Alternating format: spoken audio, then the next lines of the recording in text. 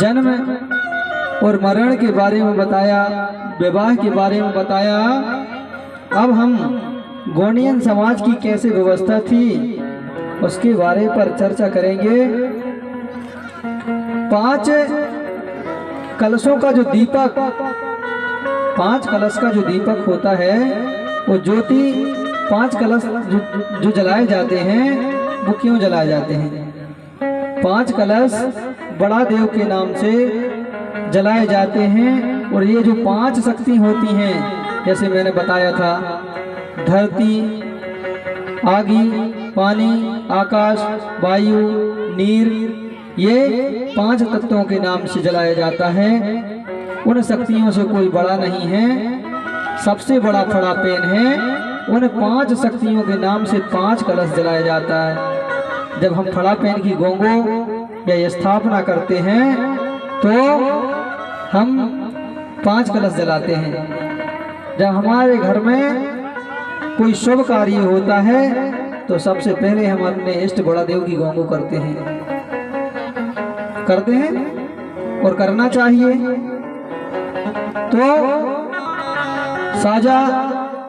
साजा के पत्ता देव के हिसाब से लाए जाते हैं, 5 कलश जलाए जाते हैं। साजा के पत्ता जो जितने देवधारी होता है उसके पत्ते उतने लगाए जाते हैं। और महुआ, हल्दी, चावल, रार, गूगल की धूनी दी जाती है।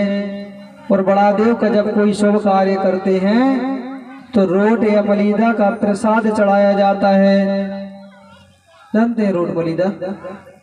रोट मलीदा का प्रसाद मतलब रोट बनाते हैं आटा का और गुड़ मिला करके बड़ा देव के देते हैं। सबसे प्रसन्न उसमें रहते हैं वो। यह महुआ को भून करके और प्रसाद जब बनाते हैं तो बड़ा देव में वो चढ़ता है। महुआ फूल सभी जानते हैं। कोया पंगार कौन कौन जानते हैं? बाकी लोग नहीं जानते। अरे महुआ के पेड़ नहीं है तुम्हारे इधर? महुआ फूल है, उसको हम कोया पंगार बोलते हैं। तो हमारे बड़ा देव को क्या चढ़ता है? महुआ फूल, कोया पंगार चढ़ता है। महुआ हम हिंदी में बोलते हैं, वो कोया पंगार है। तो इस प्रकार हमारे बड़ा देव में गुली के तेल की जोत जलाई जाती है। और दारू या शराब नहीं चढ़ती। दारू शराब का सेवन हमें बड़ा देव की जब गोंगो पूजन करते हैं तो उसका सेवन किसी को नहीं करना चाहिए। शुभ कार्यों में अगर कोई व्यक्ति, कोई भैया, कोई दाऊ दाई शराब को छू लेते हैं तो बड़ा देव के पूजन के योग्य नहीं रहता।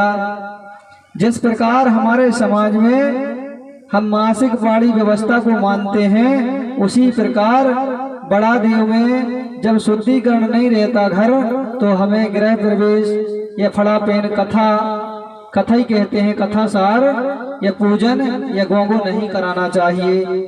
हमारे में इतना बताया गया है कि एक परिवार में मासिक पाड़ी से कोई महिला है तो उस घर में पूजन नहीं होना चाहिए। इधर होती क्या? वो महिला पूजन योग्य नहीं होती।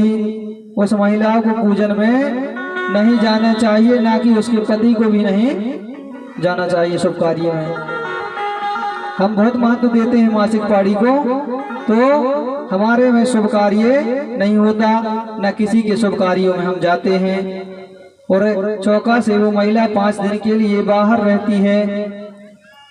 सही बात है महिलाएं? तो ऐसा काम नहीं करते।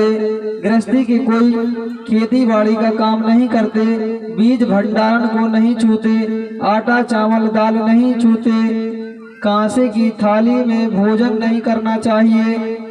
इस प्रकार हमारे बड़ा देव की गोंगो में ये व्यवस्था है। नहीं तो बहुत गड़बड़ व्यवस्था हो जाएगी। अगर ऐसा कोई करेगा तो उसको तुरंत उसका परिणाम मिल सकता है। चलिए, बहुत बहुत धन्यवाद। इसी के साथ हेमराज नदना, जय सेवा, जय जोहार, जय बड़ा देव, गोंडवाना गाना अच्छा ठीक है, 50 रुपए की राशि दी हमने गोंडवाना के गाना सुनने के लिए, बहुत बहुत धन्यवाद। ऐसे भक्तों का भंडार बड़ा देव सदा आशीर्वाद दे।